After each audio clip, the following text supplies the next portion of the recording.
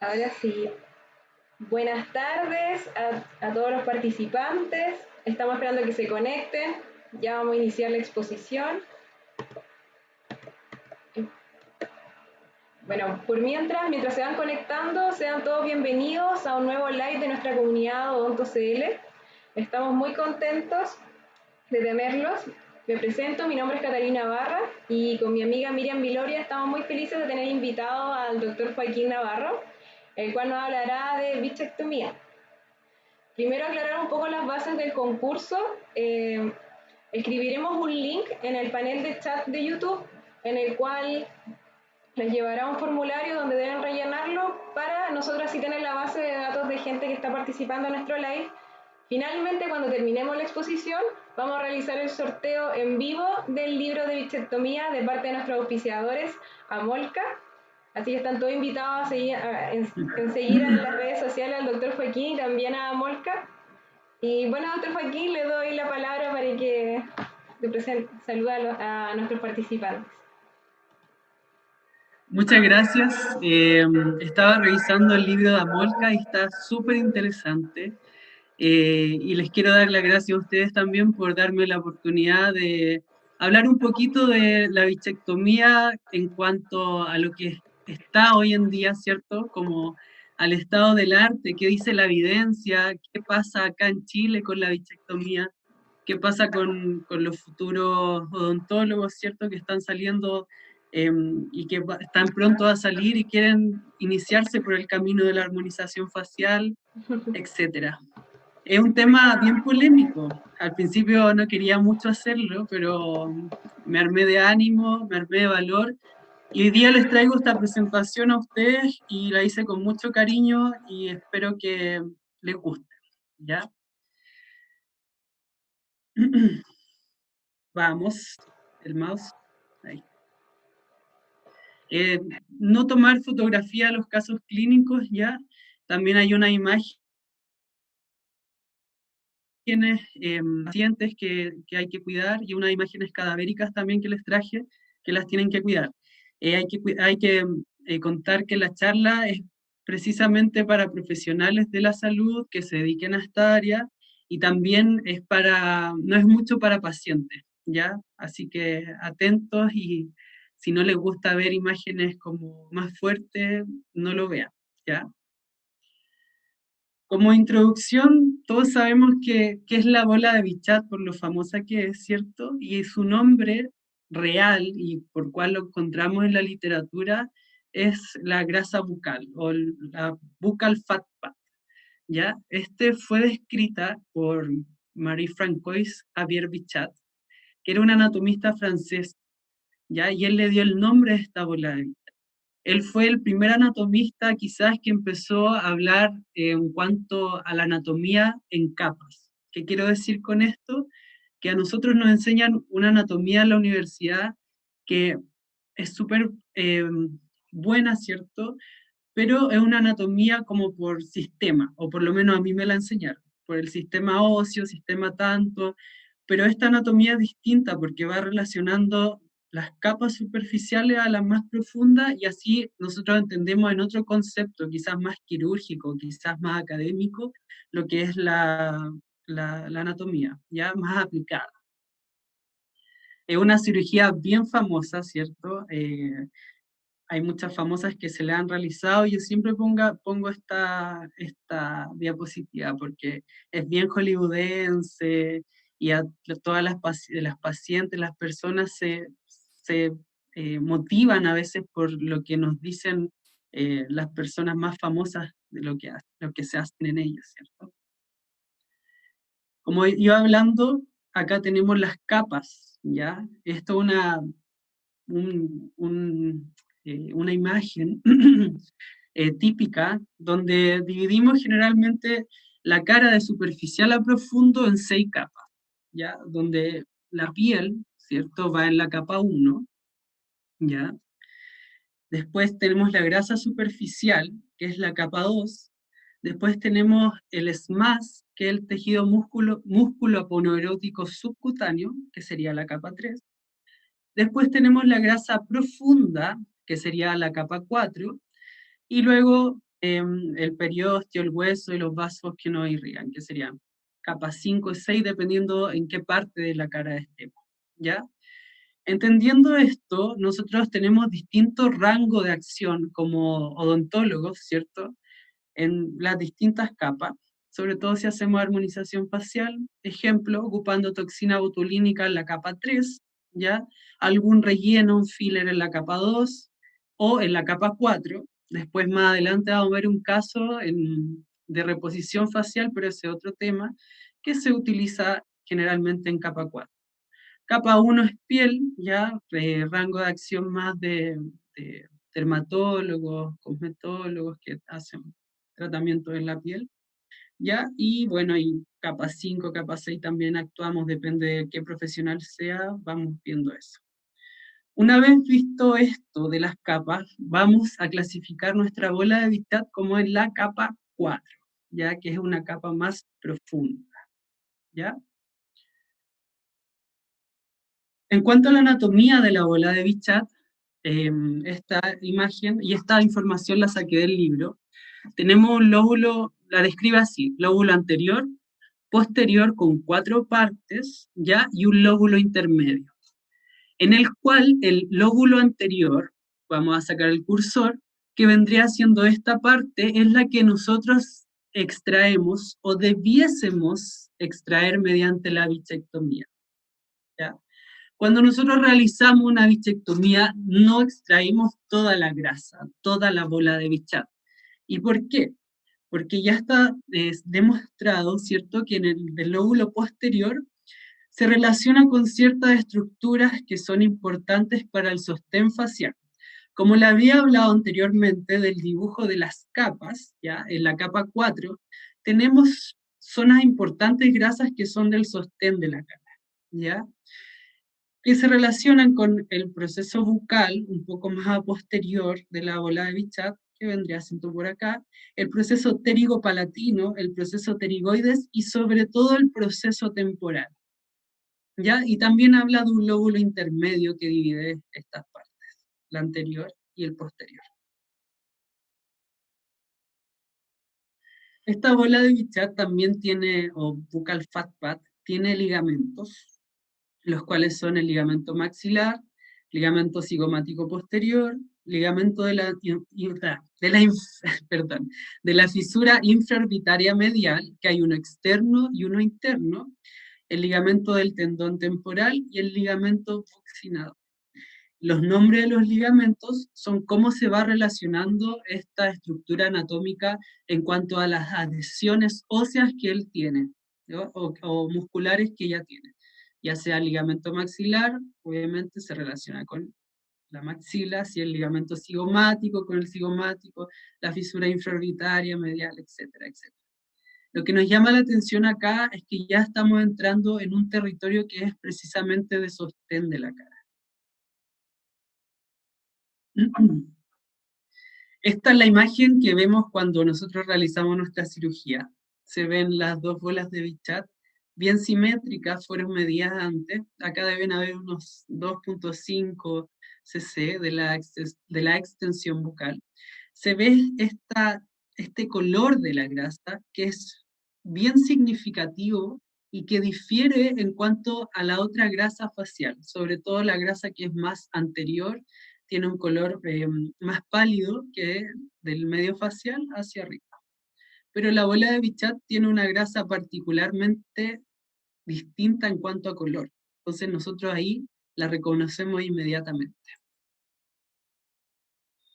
Y otra parte otro concepto que me pareció interesante del libro fueron los espacios faciales de Mendel, que habla de dos. El espacio premaceterino, con 4 límites, donde el límite anterior son ligamento cutáneo maceterino y ligamento mandibular. El límite posterior es la fusión del SMAS con la cápsula parótida, el techo del SMAS que va cubriendo el platisma, el límite inferior es la membrana que cubre al masseter, ¿ya? Y el espacio bucal. El espacio premaceterino es el cual nosotros abordamos la técnica quirúrgica para llegar al espacio bucal. Y el espacio bucal es donde se encuentra nuestra preciada bola de Bichat.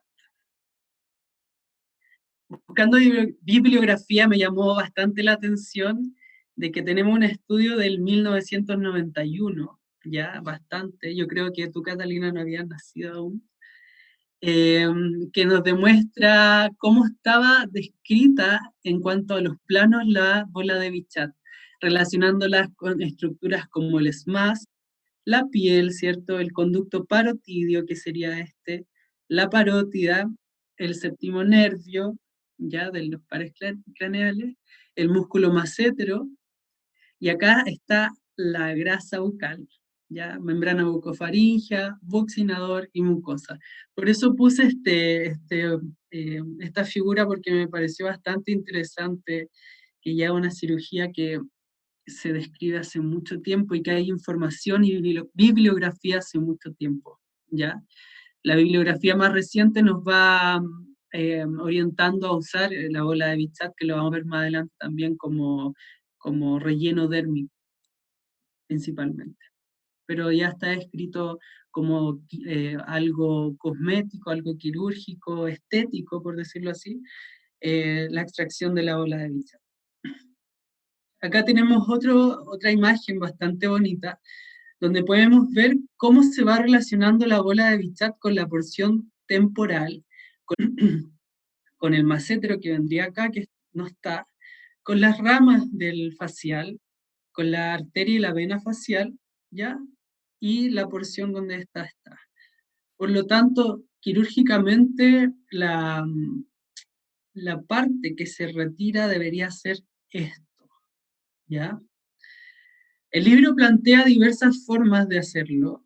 Plantea hacerlo extraoral, que eso lo hacen los cirujanos plásticos, intraoral, que lo podemos hacer nosotros como cirujanos dentistas, y también la asocian con la liposucción de papada y con el lifting en pacientes de más edad, sobre todo cuando hay una tosis de la bola de Bichat, como que de acá se suelta y cae. Entonces ahí se hacen cirugías más combinadas y más complejas.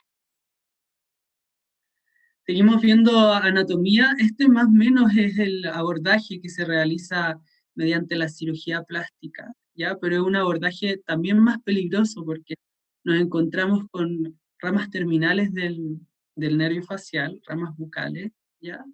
Y bueno, eso no nos compete a nosotros, pero así podemos ver desde afuera hacia adentro dónde estamos, ¿ya? Y desde adentro hacia afuera también dónde estamos. Relaciones con la glándula parótida, con el conducto de Stenun que da un giro en Bichat y se proyecta eh, eh, eh, tirando saliva, ¿cómo lo puedo decir? Se me fue la palabra. Depositando, drenando a nivel del segundo molar. Y este está íntimamente relacionado con la bola de Bichat, ¿ya? Entonces, si vamos al esquema anterior que teníamos, vemos que acá sería la capa 1, ¿cierto? Esta es grasa subcutánea, que es la capa 2. Aquí estaríamos ya en capa 3 y profundo en capa 4, para que vayamos por plano. El acceso acá es más complejo porque están las ramas del nervio facial. Y si hacemos un corte, vemos que por aquí estaría la bola de Bichat, ¿ya? Porque esta no es una imagen que nos diga dónde está la bola de Bichat, pero me pareció interesante porque también por capas, ¿cierto? Capa 1, capa 2, es más, capa 3, bola de Bichat, y ya allá estaría el periósteo. Entonces, acá vemos una imagen donde podemos ver las inserciones musculares, ¿ya? Del platisma, del cigomático mayor, en el modéolo, la interacción de la arteria facial y la vena, y las ramas del nervio facial también, ¿ya? Este sería el espacio, el espacio donde está la bolita, acá, el espacio bucal, ¿ya? Con distintos ligamentos, TMC, que es un compartimento facial profundo, estos también son otros compartimentos grasos faciales, pero se ve muy distinta como la grasa que está acá con la grasita que está acá. Entonces ahí va cambiando como la imagen y podemos ir identificando la bola de Bichat en una imagen más real. ¿Ya? Acá mismo tenemos el espacio bucal con una tinción que se ve acá, ¿ya? Y aquí estaría la bolita de Bichat en su extensión bucal. Grasa superficial, digamos, músculo cigomático mayor, ¿cierto? Y ahí es como se va relacionando la estructura. Entonces nosotros entraríamos por esta zona hacia la bola de Bichat. Y acá tenemos una imagen quirúrgica también, donde podemos ver la imagen A, cómo se va relacionando, donde el asterisco vendría siendo la vena facial, ¿ya? Que aquí entraron más y la marcaron con un marcador azul, y acá en la C estaría la arteria facial. Entonces estamos quizás más lejos del nervio facial, pero también estamos cerca de los elementos que irrigan la bola de Bichat, como la vena facial, la arteria facial transversa y sus colaterales, por lo que tenemos que actuar con cuidado. Esa imagen de ahí jamás va a ser una imagen de cómo es el intraoperatorio, ¿ya? Hay técnicas que nos hacen estar lejos de todas estas estructuras. Como acá en un curso que realizamos, yo tomé esta foto porque se estaba realizando una incisión, que fue cuando yo hice mi primer curso de Bichat y estábamos ahí. Y pasó así como, no estaba yo dictando el curso. Fue, doctor, ¿qué pasa acá? ¿Por qué no encuentro la bola de Bichat? En cambio, estaba haciendo una incisión demasiado inclinada hacia el fondo del vestíbulo, por lo tanto se encontró con la vena facial. Entonces, si siguiera haciendo la incisión por ahí, obviamente tendría esto y obviamente tendría un hematoma gigante. Entonces hay que tener cuidado. Yo siempre digo que lo más importante es dónde hacer la incisión cuando uno hace bichectomía. Si la incisión inicial salió mal, ya no hay nada que hacer, excepto hacer otra incisión o despachar al paciente. ¿Ya? Acá tenemos una imagen en vivo, está un poquito cortada, pero acá está la boca del paciente. Aquí estaría la parótida retirada, ¿ya? Aquí estarían las ramas del nervio facial, aquí estaría el músculo massetero, y acá la bola de Bichat en su porción bucal.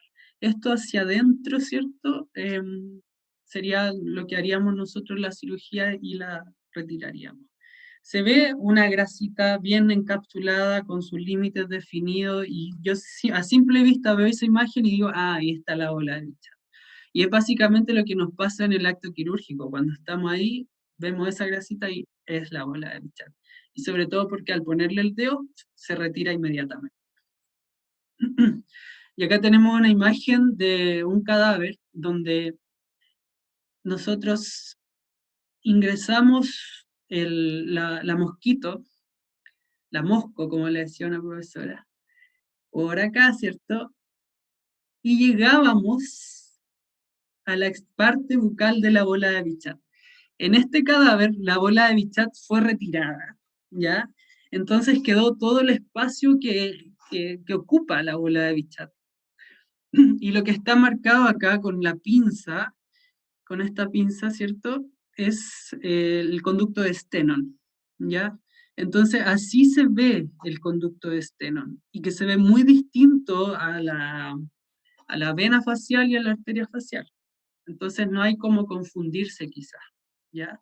Este conducto de la parótida se va por el límite superior de la bola de Bichat y hace un descenso hacia adentro, ¿cierto? Abajo, y drena la parótida. Ya hay que tener mucho cuidado con este conducto. Eh, en esta imagen lo podemos ver claramente, pero podría ser una complicación mayor ya que sería la sección del conducto, que la complicación debe ser manejada por un cirujano de cabeza y cuello o un cirujano maxilofacial. Pero gracias a Dios se puede evitar teniendo una técnica quirúrgica adecuada, ¿ya? Como diríamos eh, en palabras soeces, no siendo tan carnicero, ¿cierto? Y teniendo cuidado con, con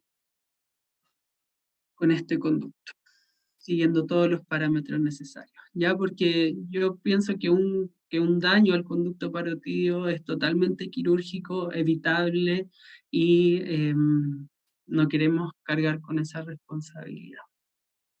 Hace poquito me llegó un mensaje de un colega, no un colega, sino que un amigo que es médico y que me contó que habían operado un conducto seccionado por bichectomía acá en la quinta región. Y como me conoce a mí, obviamente me dice, ¡ay, mira lo que hacen los colegas! Entonces hay que tener cuidado ya con esta cirugía, no es tampoco, aunque se nos haga fácil, tiene muchos riesgos y lo principal es ir sabiendo la anatomía antes de realizarla, ¿ya? Y teniendo experiencia. ¿Qué nos disminuye la bola de Bichat? Nos disminuye el volumen que está en azul, ¿ya? En la figura A tenemos un gran volumen en azul, ¿cierto? En amarillo se disminuye el volumen del pómulo, el cual en la figura B se resalta con la eliminación de las bolitas de Bichat, ¿ya? Por lo tanto, vamos a tener un pómulo más pronunciado, un ángulo mandibular más pronunciado y un aspecto de una cara más adulta, más sensual, etc. ¿Ya? Estas básicamente son las indicaciones que sugiere el libro, que son la A1 y A2 y la B1 y la B2. Las de abajo de la señora las sugiere con un lifting, ¿ya? Por lo tanto el acceso sería extraoral. Y en el número 1 sería por eh, acceso intraoral. Obviamente son casos exagerados, encuentro yo, a lo que es la realidad. Hay pacientes que efectivamente necesitan la cirugía, pero como consejo y las cosas que hemos hablado de la anatomía, solo retirar la porción bucal, nada más, porque las otras porciones son muy importantes para el sostén de la cara. Entonces hay que tener cuidado con eso. ¿Ya? Y les voy a decir más adelante por qué.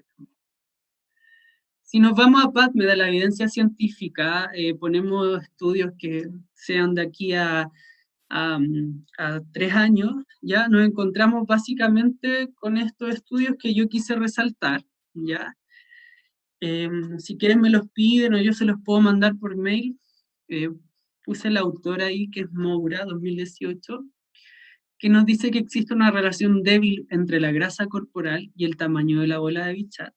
O sea, aquí queremos decir que las variaciones de peso esta es constante, ¿ya? Y el envejecimiento también permanece constante. Este estudio plantea que también existe una falta de conocimiento sobre los efectos a largo plazo del procedimiento y su papel en el envejecimiento facial, ¿ya? Nos falta conocimiento a largo plazo, obvio, pero tenemos el conocimiento anatómico, el cual nos podría ayudar ahora. La idea era hacer los seguimientos de los pacientes y por qué no hacer un estudio de seguimiento a largo plazo de bichectomía, ¿ya?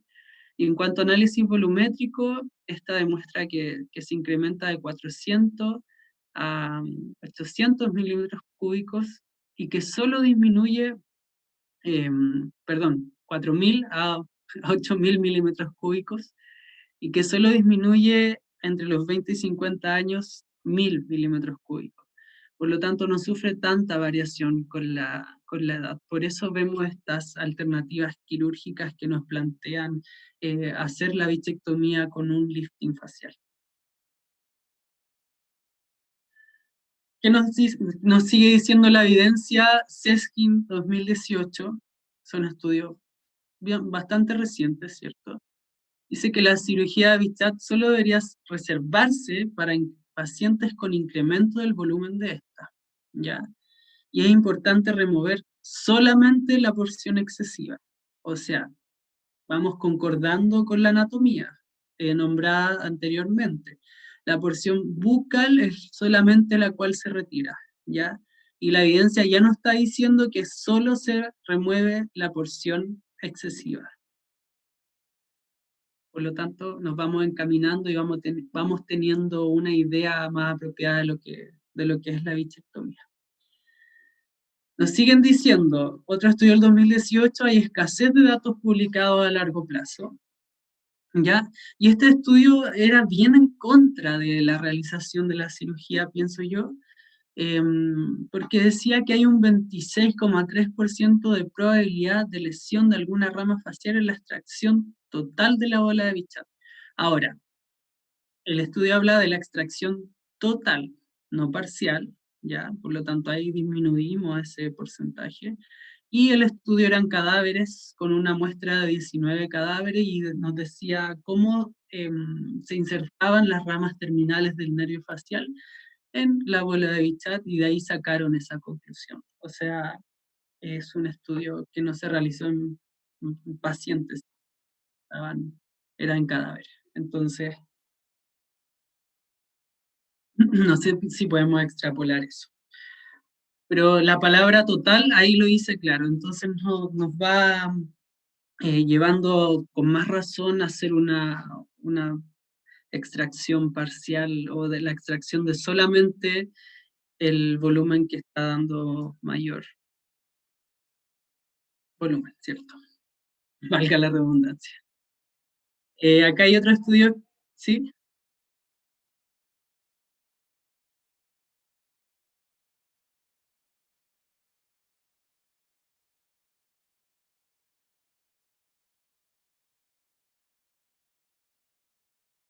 ¿Sí?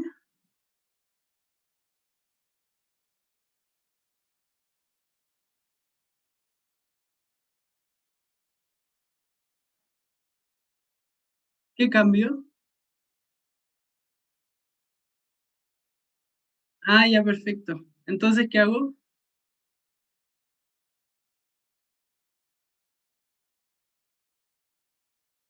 Ya, súper. No, no importa. Llamo en la 25.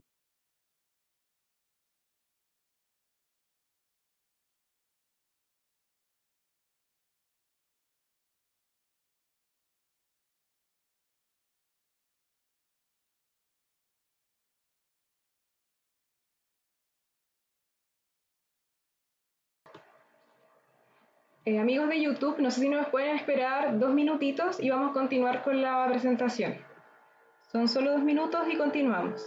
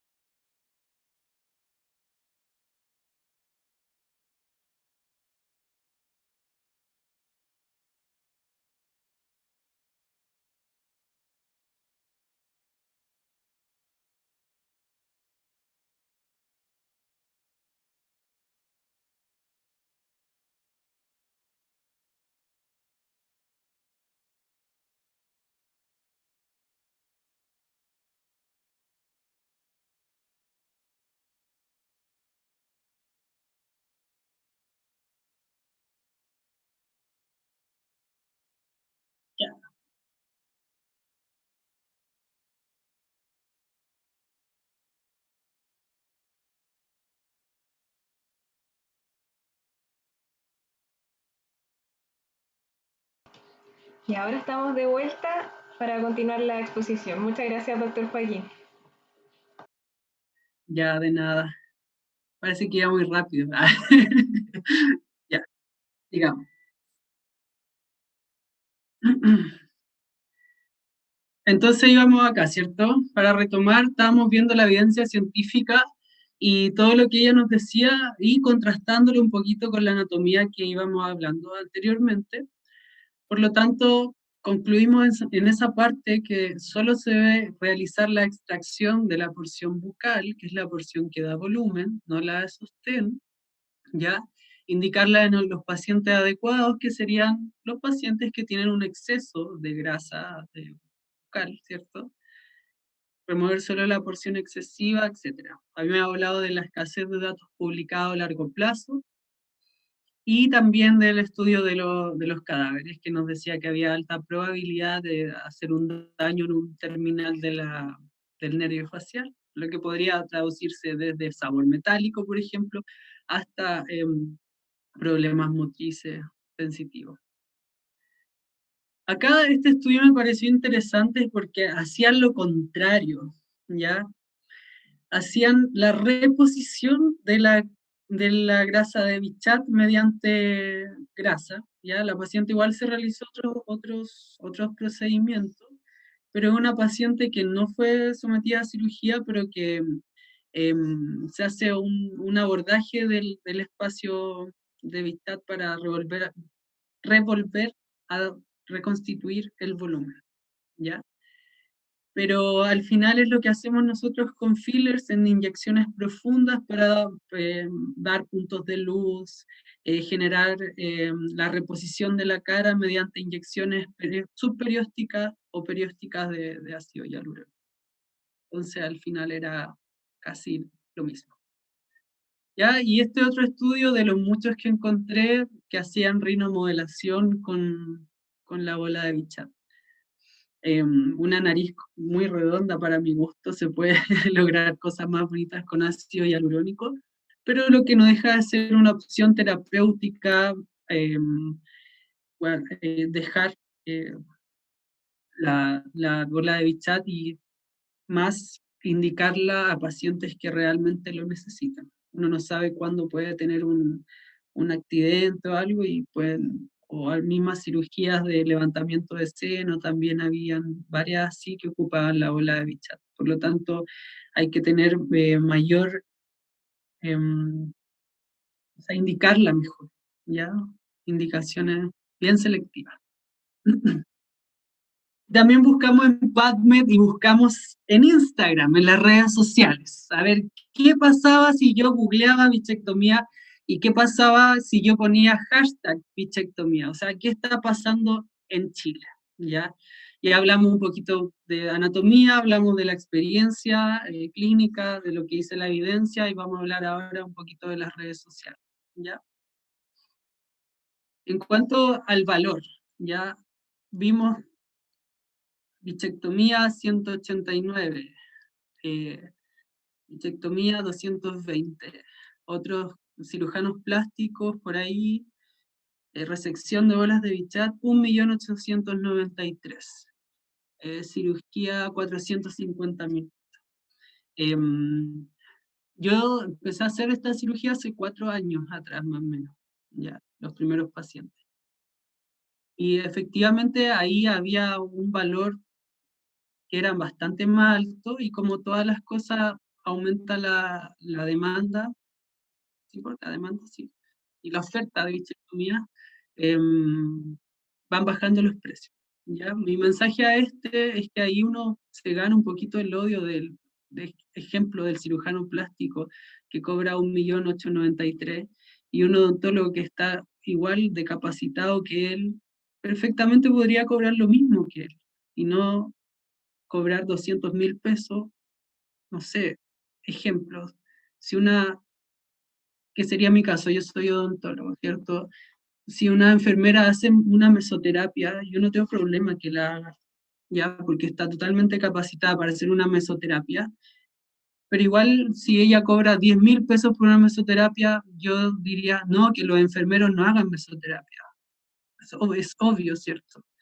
y hay que respetar un poquito el trabajo de uno, ¿ya? Y hay que respetar también el trabajo de las personas que también lo hacen y lo venían haciendo de antes para que nos abran bien las puertas para que también podamos hacer. Bueno, ese era como el consejo. Pero no podemos evitar que siempre esté pasando esto de que nosotros mismos al final estamos destruyendo la profesión. Y me encuentro también con estas imágenes. 8 ml de bola de bicha. Como un premio. Mira, saqué 8 ml. Para mí eso no es un premio, para eso es una iatrogenia a un paciente. Y no voy a poner la fuente, hay muchas imágenes que publican esto, pero para mi caso, o sea, para mi opinión, sin desmerecer a nadie, que es, quizás hace la cirugía perfecta, pero 8 ml son 8 ml, son 8 jeringas de ácido hialurónico por un lado, y la grasa, ¿cierto?, da más volumen que un ácido hialurónico.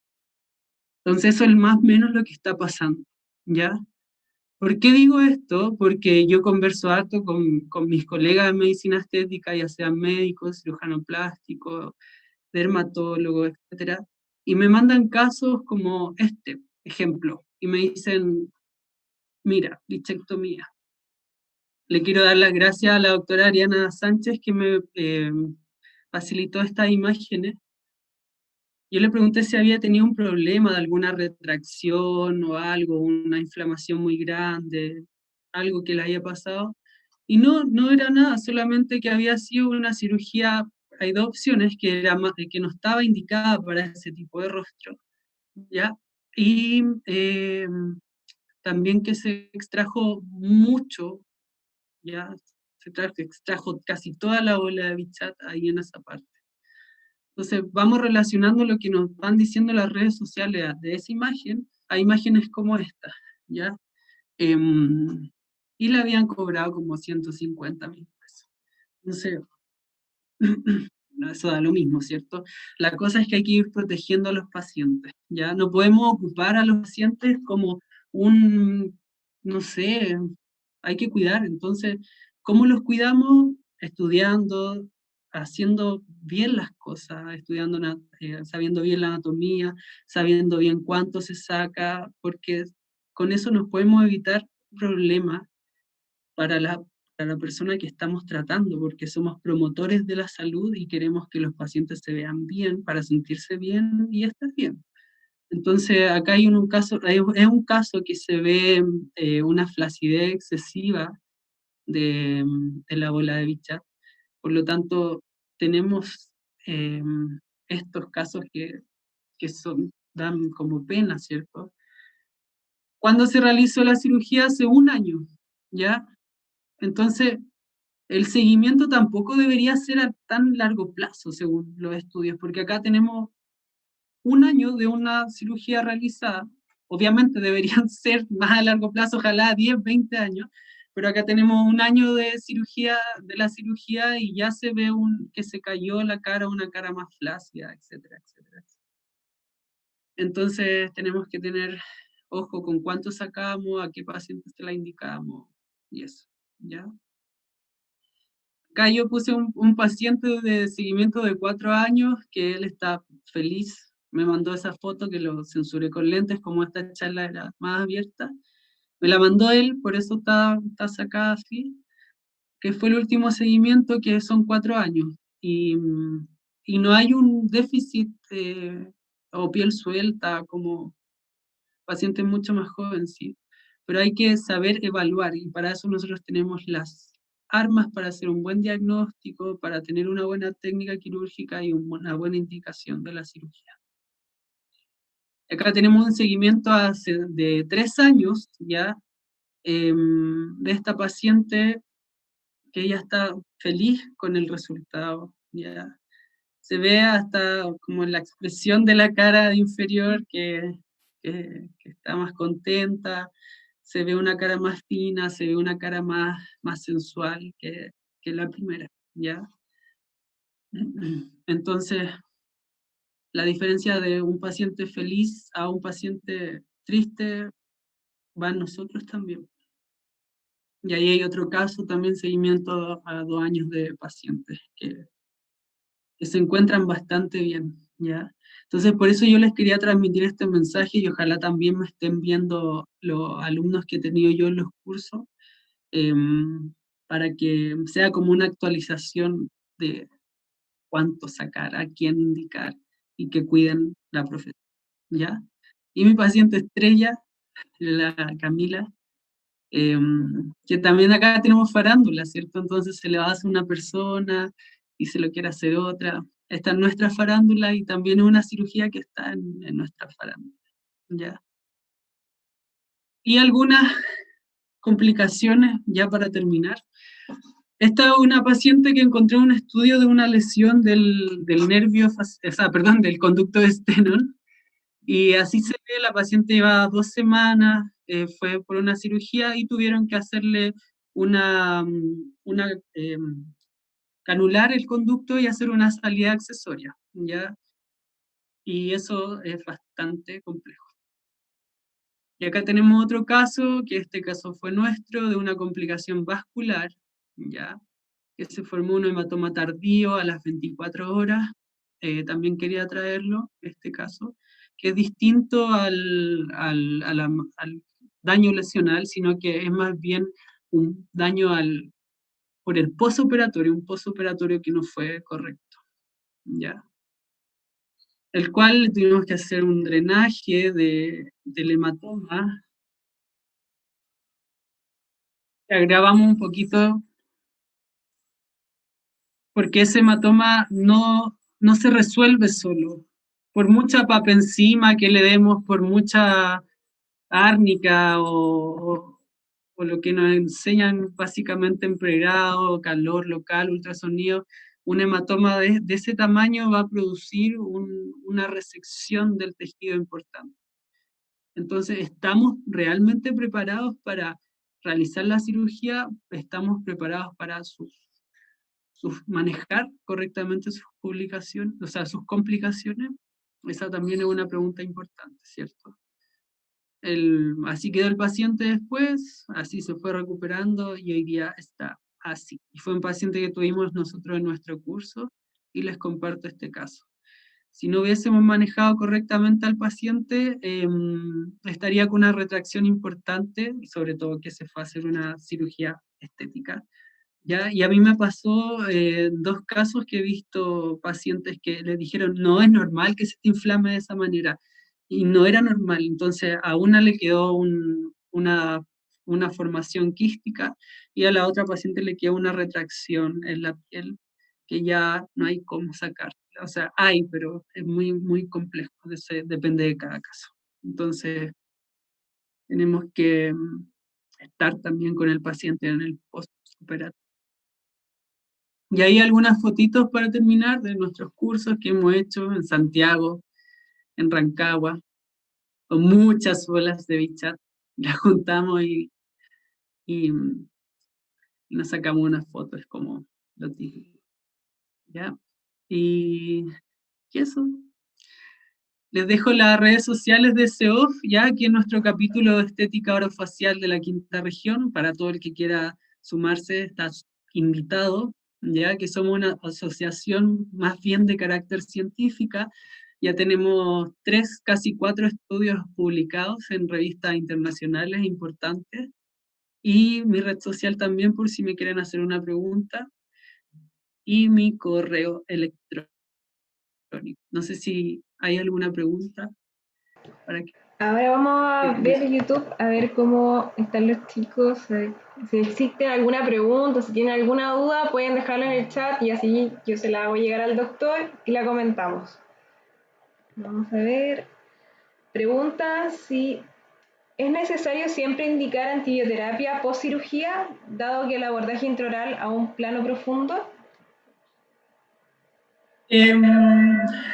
Yo funciono bajo esta filosofía.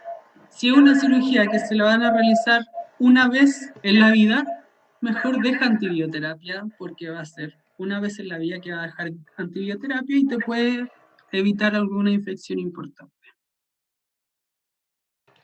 Vamos a ver las otras Esa es la preguntas.